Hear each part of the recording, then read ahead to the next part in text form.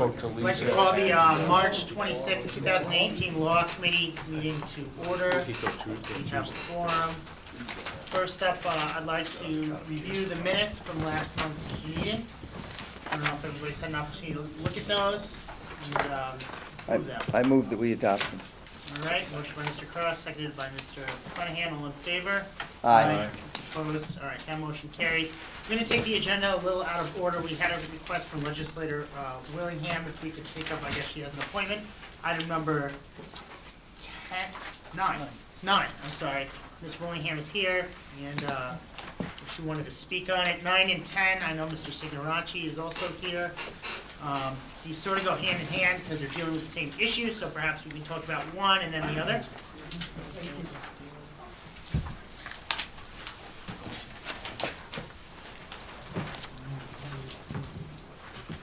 Yeah, I'm going to see what she says on that. What I would like to do is to, I would like to table, trying to see what number is. Number 9. Yes. Yes, Okay. I would like to table resolution number 132. Okay, did you want to just explain it, Ms. Willingham, or just table it and be done with it for the Well, month? tonight I just would like to table it. I'm still very much interested in it, of course. And, but I would like to be able to talk to Mr. Signoraci about his legislation so we can get together and see how we can discuss this. Oh, great. So we don't have meetings. Okay, so we will table item number 9, resolution number 132 at the request of the sponsor. And Mr. Signoraci, here, do you want to just address item number 10 since it's of a similar Yeah, nature? absolutely. I spoke with Ms. Willingham, and we're gonna table it until next month so that we can try to hammer out some different things. My overall view is some of these committees that don't meet, you put them under one umbrella and you make the county facilities. But that's one of the things I'm gonna hammer out with legislator Willingham, so table it at the request of the sponsor for the line, Mr. Chair. Okay, so we'll table item number 10 at Mr. Signoraci's request with the understanding that hopefully we can come to a meeting of the minds and we can resolve that issue. That being said, we'll move on to items number 16, 17, and 18. You are welcome, Ms. Willingham. Have a lovely evening. I believe Commissioner Connors is here. Yep, so in the interest of getting you out of here as quickly as possible, we'll move over to 16 unless anybody has any objections. Good evening. This is a grant to authorize funding for the probation department and the public defender's office under ATI, Alternatives to Incarceration. It's a grant that's been in existence for many years. It provides some partial funding for staff or services that we provide. Great. Do any members have any questions about this? It's just pass-through funding? Yeah, it's a grant renewal, yes. And it's state and county funding? It's, reimbursement is $49,000 total, $29,000 to the probation department and $19,000 to the public defender's office. Great. Mr. Clenaghan? But it is county money? Well, that's what I was looking at. Yes. 67% 67%, is county money? Offset, yes, for personnel staff. And that's, Mr. Theo. Yes. It looks like that's like a misprint in there. That's just a breakout of that percentage that Bill was talking about to the public defender's office, and it should not say county money. Okay. Oh. Got it. So, just to be clear, it's a reimbursement pass-through of state funding. Yes. Okay. Are there any other members who have a question? None? We'll have a motion. Mr. Clenaghan, second by Mr. Feeney. All in favor, signify by saying aye. Aye. The motion passes. Thank you. Item number 17. I think this is also you, right, Mr.? No, I believe that's Sheriff's. Sheriff's Department. Oh, is the sheriff here? No, I'm sure. Or a representative from his office? Understood, they're probably With Sheriff Campbell's funeral tonight, Mr. Chairman, I believe that they're probably not here. Oh, yeah. Okay, so we'll table Table it. item number 17 right now, and then if he wants to come before the meeting and discuss this, maybe we'll have a quick law committee meeting during the break before the meeting. We'll reach out to him and see what he says. Item number 18, authorizing an agreement with General Code Publishers for codification services. Thank you for joining us, Mr. Ridley. Thank you, Mr. Chairman and members of the Law Committee, I appreciate it very much. I'm here tonight to ask to allow your committee to authorize the contract extension for one more year through October of 2018 with General Code Publishers. As you know, since 2015, we've been working with General Code, and we've been codifying, we have the charter codified already, completely done. This phase 1. Phase 2 is what we're currently working on with the codification project, and we're working on the local laws and ordinances and the policies for Albany County. First back is 50 years. Once these are items are completed and we have gotten them done, they're going to be completely searchable to the public, which is something in today's world of technology is very important, not only to the public, but to you as legislators also. And I think all of you know in this room how important technology is to me. And I've been working with Brandon Russell, getting on this project, getting it done. We're 2 years into it. I believe that this next, if approved, this evening and approved by the full legislature, we may be able to get this codification project completed by October of 2018. So that's good news, considering we've been at it for a couple of years. Yes. And the money's appropriated. And actually, Mr. Chairman, the reason why it takes some time is because you really have to go back and research the resolutions and the local laws and the ordinances and get them in their applicable place. And then what we did is we met with every single department head in Albany County, and we got their policies together so that we could include that in phase 2 of the charter process. It sounds like you're making some good headway. The money's already in the budget. Money is in the correct? budget, correct, sir. Great. I'll move that. Mr. Bergdorf? I Oh, I'm just a quick sorry. question. All right, How many years are we going back, Bruce? 50. 50 years, so as long as. back Just to as the a- beginning of the county You gotta be legislature. there somewhere. Somewhere. As a point of clarification, we're going back 50 years regarding the full review of the resolutions and local laws. The review of local laws themselves goes back a bit farther until around 1945, just to make sure if there's any underlying local laws that were adopted during that period that affect things that happened from 1967 and forward, possibly local laws that were based on something passed maybe in the 50s, that will have information on those types of legislation going back at least that far. Are they working from the back end forward or the front end back, or do we have any idea what they're doing? Russell, Yeah. Brandon would be able to discuss. It was from the earlier, so we started with the beginning of when the county became a charter county. We've moved forward, and now we're making sure we get the rest of the items that were pre-1967. So we're going backwards at this point, making sure that all the applicable local laws and ordinances that are still valid are found. It's a great project, it really is, and once this is implemented and put in place, Once you get online. it's gonna be wonderful, it really is, for all of us in this room and for all of our residents in Albany County. Great. I have one last question, because I've been through several of these recodifications on a statewide basis. Are we gonna be in a position where we're gonna be presented with a list of things that are literally on the books that are no longer relevant, that we need to repeal? Because I'm sure there are all sorts of local laws that go back 40, 50, and 60 years that, or is someone making a judgment that, no, we're not gonna follow that anymore, so I'm just not gonna include it in the recodification? Well, I think Mr. Russell and I can agree on it, that one of the reasons why we're doing this is so that we can find out what we have that might be duplicate or maybe non-existent anymore, and remove that from the whole procedure. Okay, but that's my question, is that take an act of the legislature to do that? So that you Yes. have, Oh, yeah, so yeah, you're gonna yeah. have a list Yes, of yes. obsolete laws that you're gonna recommend that be Absolutely. repealed? It will come before the legislature, yes. That's good news. Good. Great. All right, Ms. Just to Plasky. clarify, and going forward as new laws and local laws, ordinances are passed, are those also gonna be added in? That's correct. There's still money in my budget to continue to do that as we move forward in the years. Great. Good. Okay. Any other members, question for Mr. Hidley? Seeing none? I renew my motion to adopt. All right. Motion by Mr. Kraus, seconded by Mr. Monahan. All in favor signify by saying aye. Aye. Opposed? All right, Thank you great. very much. All right, let's move back now to previous business. Item number 1, resolution number 79 by Mr. Signarecki and Mr. Clenahan. We discussed this, I don't know, pretty lengthy, last month. Any updates for us on this? How's it going?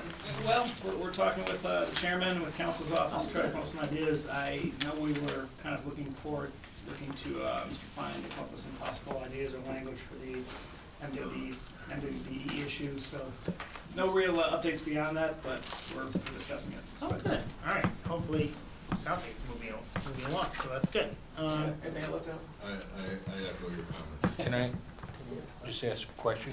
Sure, Mr. Bergdorf. Have you taken the step of putting it in a format with additions and deletions? No. We'd be happy to work on that.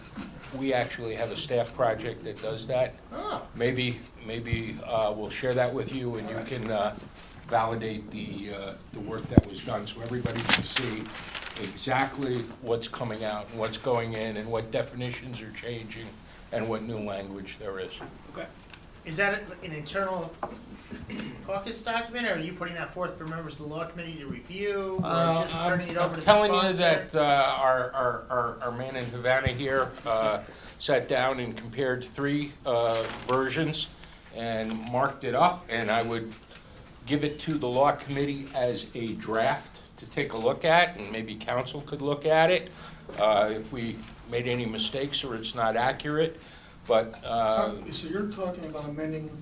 No, not at all. You just did a markup where you. So, what we did was, we had agreed as a legislature that when we changed the law, we were gonna get the law in a markup fashion, so you could see what's coming out of the law, lines through it, and the new sections that are added. You can see where definitions change, you can see where, now, I saw this for the first time today, and I know as a result of it, I have some further follow-up questions. But it gives somebody the ability to understand what's new and what's old. Great, all right, so if you wanna pass that out to members, you know, Well, let I the will, sponsors. I will give it to, ask Tim to give it Great. to Brandon and, Okay. yeah. Okay. So item number 1, we'll table at the request of the sponsor. Item number 2, local law number A. Mr. Miller, you are here, the public hearing is tomorrow. So we'll table this pending public hearing. Any new developments you want to inform us of, or? Good. Okay, current business. Item number 3, this is the settlement policy. It's my intention to move this out tonight. This was at the request of the county executive's office. This establishes a policy for the settlement of claims that are brought against the county. This is similar to what the executive is doing up the hill at a statewide basis, so it could very well be preempted. If the budget includes some enabling legislation, we don't know if that's gonna happen yet. Hopefully in a few days we'll know. Did you guys wanna speak about it? Just to echo what you said, the county executive issued an executive order for creating this policy for executive departments in January, and are asking that it go to the legislature, and that would expand it to countywide. Sure. Mr. Clement, Can you summarize what the policy would be? or what it is now maybe, and then what it's gonna be. So, I can speak a little bit on it, and I can take back questions. But essentially, it would prohibit anytime there is a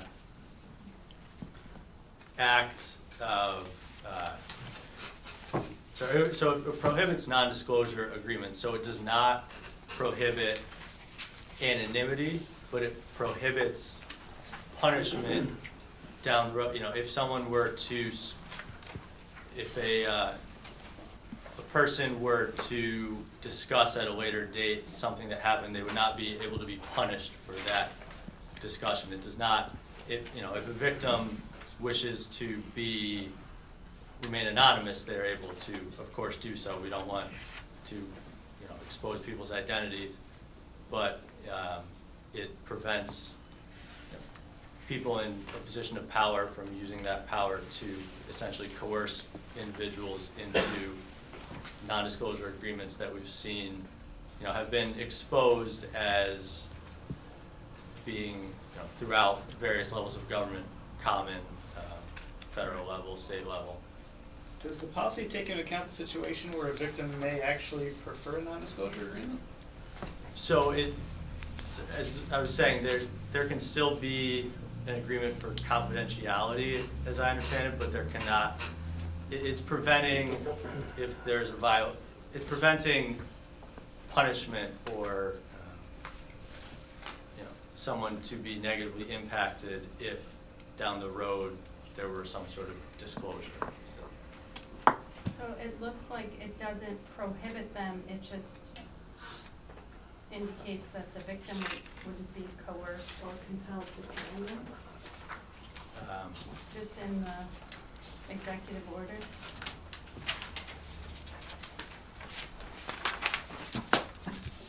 I personally found this somewhat confusing myself, because I am of the opinion that in this particular subject area, we should give absolute deference to the victim.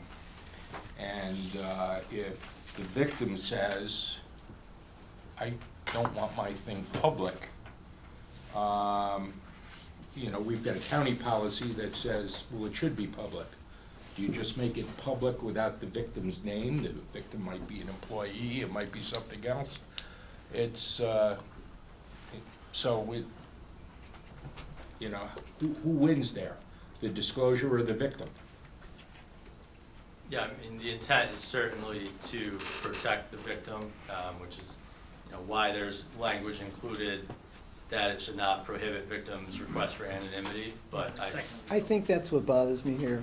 Request for anonymity, who are they requesting that of, and who makes that decision? So if I'm a victim and I want the anonymity, I have to request it, which leads one to believe that someone could say, request denied. Right. Or is it an absolute? And if it's an absolute, perhaps we should say it's an absolute for the victim. Could I had a telephone conference, and he's been sent as a little bit of a substitute. So in that conference with Mr. McLaughlin, I had asked some of these same questions, so I'm sure you'll be able to correct me if I'm wrong. And it was as explained to me that if a victim wants a confidentiality agreement, you would be able to get a confidential agreement. However, because this policy says we don't have non-disclosure agreements, if that was later disclosed to somebody, there would be no penalty for the disclosure. To which my comment was, well, geez, it doesn't seem right that if I wanted it to be confidential. And the response was that the county attorney's office had looked into this and felt that really, in these circumstances, the non-disclosure agreements are typically to protect, let's say, the politician who did something wrong, so I don't want you to disclose it to the public, that the victims typically do not ask for non-disclosure. So that was the way it was explained to me. Yeah. I'm not saying I agree with it or disagree with it, but that's the way it's explained to me. So why don't we do this then? So it seems like there's some legitimate questions. Why don't we request the county attorney's office come in, because they wrote this, I didn't write this, I'm just carrying it on the executive's behalf. We'll have them come in next month. They can hopefully answer some of these questions. If we need to mark this up, we can. You know, there's no rush, and we'll go from there. Does that sound okay to everybody? Yeah. You know, we could direct these questions at, you know, the folks that research the issue. Perfect. One question, the lawsuit that we just settled last month that had the victim's name in it and not the Nope. perpetrator, Yeah. does this apply to that? No, That was no, not that was a civil, discrimination. and that was a civil action, so that plaintiff was already made, you know. Yeah, sure, but that was a public lawsuit, so, you know, anybody that wanted to find out could search for that lawsuit and get the details of it, but we're not gonna discuss it here, because we did that in executive session. We No, I wanted to pass understand, it. I just wanted Okay. to ask a question. Sure. So we'll table this now, and Brandon, next month, if you can request the county attorney to come in, you'll have a further discussion about it. Great. Item number 4, resolution number 127, Mr. Kamalowitz is here. This is the public hearing, I believe, right? Yeah, we're looking to move the public hearing on local law B. Do you wanna just go through? Yeah, for some of those who weren't here the last time we passed this, this is this legislation is a consumer protection bill. It's to require people who buy and sell, particularly gold, silver, precious gems. The meat and bones of it is the 10-day hold. So if somebody has a house broken into in Albany, for instance, in the city of Albany, they do have a 10-day hold, but they can go up to Colony or into Bethlehem and any place else in the county and sell it. And what the dealer does is takes it, shoots it right out the next day down in New York City, melts it down, and it's gone. So the 10-day hold is the key to this. This is the rest of the reporting in electronic, just bring up to date, mirrors Albany's bill. So we're looking for a public hearing. I did send it out to Jeff again over at Clint Peter and Howard Finkel again, which I'll reach out again. And the, what's his name, Chris? Jason Pierce. Jason Pierce, I sent it to him. He actually represented all of them. Yeah, man. And I gave him my law, and he had no problem with this one. Okay. So, we have a public hearing, looking forward to public hearing. You get a change of date. Yep. And table the local law to the public hearing, and looking forward to your comments. I had expressed to the chairman that I had a number of questions, and some of it may be old stuff, and I know that the county executive vetoed this once before, so I was kind of curious as to how those defects were solved, and we might be able to talk about that. But I mean, I read this thing, and one of the things that I noticed, I could be wrong, but this includes anyone that does 5 transactions on eBay, your person, every person in your neighborhood. And I don't know that that's the intent, because it defines person as anyone who sells a second-hand item, up to 5 of them in 12 months. Yeah, we debated this extensively, you know, Yeah, before okay. you got here, Mr. Bergdorf, so. Okay, well, I mean, hopefully the some of la- these issues can be addressed and Well, resolved. that's exactly it, so that's why I wanted to kind of. And just with respect to the veto, I had language in that last bill that we also passed that gave descriptions of the seller that they had to transmit to the police department. And the ACLU said you can't do that, and you sue us, and da-da-da-da, so the county executive vetoed it. I have since taken all that out, it's all gone, so that we have a local law that I think will be very, still get the job done. The most important thing is to make sure that we can get these places to hold the merchandise for 10 days, so they just don't get it, take it and sell it and get rid of it real quick, like the guy on Central in Osborne. You know, he was a bad dude. And I believe Mr. Clanahan would like to be a sponsor too. He sponsored the last one we had with them. Okay, great. So we'll have to amend the date to April 24th, since the 27th is tomorrow. So without objection, I'd like to change the date to Tuesday, April 24th, 2018, and move out the public hearing. Mr. Demolowitz's request. Can I just make a comment? Yes.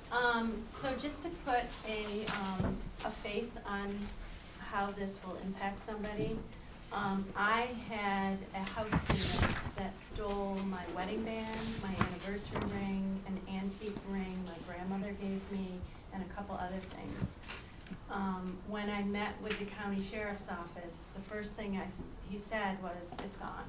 And I said, "How can it be gone? It's just days." And he said, "There's no requirement countywide that they would have to hold on to this stuff, and as soon as it's stolen, it's gone. It moves like within hours, and it's just melted down." So, sometimes we pass things and we don't really think about the real world impact. But, some of those items were just irreplaceable, and a 10-day hold, while it seems like not that big of a deal, if you have something stolen, that 10 days could help you find, your grandmother's antique ring that probably worth a couple $100, but is irreplaceable.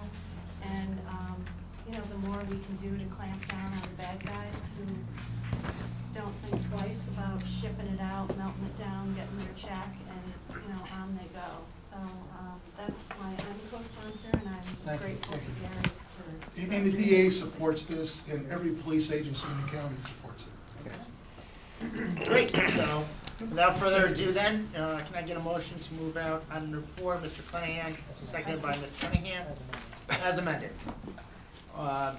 That's unanimous, everybody? Aye. Yes. Okay, item number 5, Mr. Cunningham, this is your public hearing, right, or no, 5 is the sick days local law. I spoke to her earlier, she has some potential amendments she's going to make to this local law. Table. So we're gonna table this at her request. Now, item number 6, I'm sorry, Mr. Cunningham, this is yours. Yes. And I would like to go on this for the record, on the local law, so, what is your intention? Very quickly, this was a couple of years ago, we did the Sustainable Energy Loan Program. It was a PACE Energy program. We coordinated with the state and local not-for-profit to move forward with basically giving exemptions and tax breaks on solar projects for businesses. The state, and the genesis was from the state, added a few changes recently, so we need to adjust our local law to reflect those changes and a little bit of an expansion into their reach. So that's simply what it is. Mr. Chairman, I'd like to go on this as well. Me too. Mr. Feeney, is there anybody who doesn't want to go on the public hearing and the local law? The local law. Yeah, put us on. Okay, okay. All right, well, look at this, and boom, wow, just like Put us that. on. All right, well, Okay. if we can we amend the Can't be date? good legislation. Can we, What's that? You can't be good You legislation. cannot. I'd like to amend the date on this also to April 24th, and move this out as amended. Mr. Feeney, seconded by Mr. Clanahan, all in favor? Aye. Aye. Great, so 6 is out, the public hearing, and then hopefully we'll get that out in April as well. Items number 7, 8, 9, I think they're all tabled? I'd like to move 7 unless the committee has Okay. any questions. Which one is 7 is 7? the conversion therapy ban. Oh, yeah, absolutely. I'd also like to go on this, Brandon. You can have me do this. I wanna go on to. Yeah, so this would ban the use of conversion therapy for minors in Albany County. New York City has already done it, and Erie County did it a couple of weeks ago. With some hope, there might be a statewide bill on this. There's been talk about it for a while, but in the meantime, I think this would be a very important message to send to our residents and also to the state that this really should be a priority. Great. Can I Okay. ask a question about this? Sure. I know very little about conversion therapy. Is this something that the medical community has, obviously psychiatrists, psychologists have their own code of conduct, code of ethics. Is this something that the medical community has made a finding on? Not about a finding, the medical community has raised real concerns about the efficacy of this, as in particular as regards to minors and the harm it can do to minors in terms of really coercive therapy. So I couldn't tell you for sure whether they've taken an ethical position, but there's certainly been plenty of studies by medical professionals, particularly mental health professionals, that this is ineffective and often very harmful, and actually often involves physical treatment, which some might equate to torturing. Oh, and death, that's Yes. happening recently. Great. Okay, so is there anybody else who wants to go on this local law? Mr. Feeney, and then Mr. Higgins? Great, so if we can amend the date on this as well to April 24th, then I would like to entertain a motion to move this out as amended. Mr. Feeney, seconded by Mr. Clanahan, all in favor? Aye. Great, all right, so that public hearing is out. Item number 8, this is Mr. Drake's charter amendment on the nepotism policy. He's not here, so. Mr. Drake has specifically indicated that he's been working with Mr. Mayo, the Mr. previous- Mayo. And Mr. Mayo has a piece of legislation that is probably going to be submitted on cronyism rather than nepotism.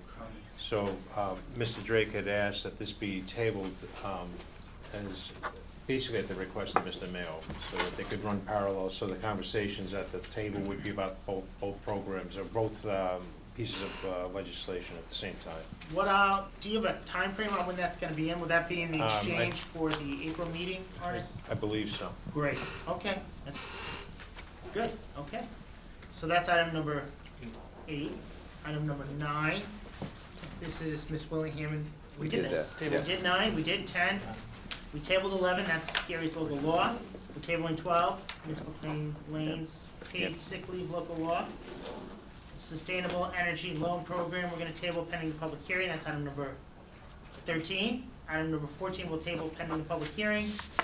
Item number 15 is this, we're gonna table too. So I think we're all done, right? Motion to Sound good? adjourn. Motion to adjourn.